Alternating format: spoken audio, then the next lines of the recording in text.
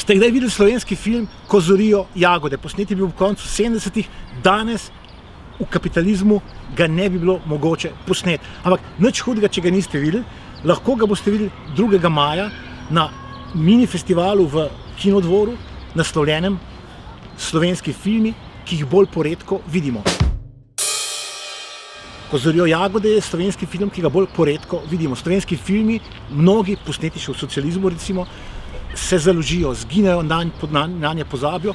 Kinodvor vsak leto 2. maja pripravi ta mini festival slovenskih filmov, ki jih poredko vidimo. Zdaj stojiva tam, kjer so snemali nekatere prizore v tem filmu Ko zorijo jagode. Ne veva, če so snemali natanko tu.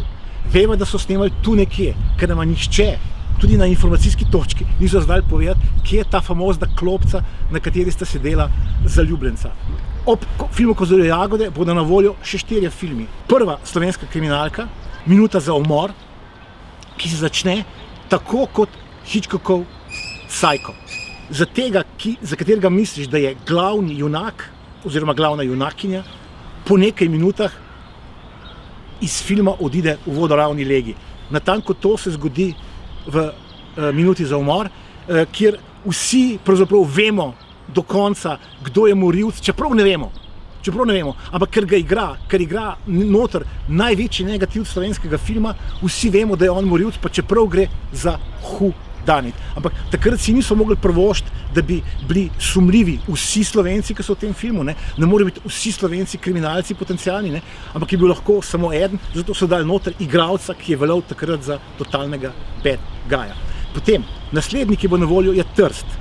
Slovit film potem, da je skušal ustvariti vtis leta 50, da je Trst naš, da je slovenski, da ga bo dobila Jugoslavija, Slovenija.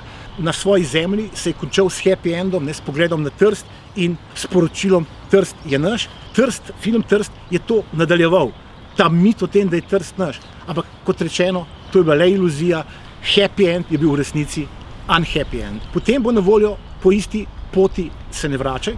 To je film o ljudeh, o tujih delavcih, migrantih, gastrobajterjih, ki so gradili Slovenijo in ki so jih potem Slovenci v glavnem diskriminirali, preganjali, lovili, trpinčili. Fantastičen film Jožeta Babiča leta 1965. In seveda na voljo bo čudovit film Filipa Roberta Dorina, pokojnega režiserja, nedavno je umrl, Ovni in mamuti. Pobral je glavno nagrado v takrat enem izmed najmočnejših festivalov na svetu v Mannheimu.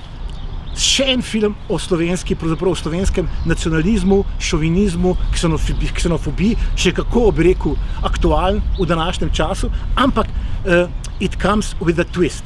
Tukaj imate noter ekstremnega nacionalista, ki migrantom počne strašne stvari in ki ga potem hospitalizirajo. To so pravzaprav zlati časi, ko je bilo mogoče fašiste, ekstremne ksenofobe še poslati na hospitalizacijo. Danes to ni več mogoče, žal. Ampak 2. maja boste lahko uživali v tej hospitalizaciji ksenofobov, ekstremnih nacionalistov, slovenskih rasistov, fašistov. Dobrodošli.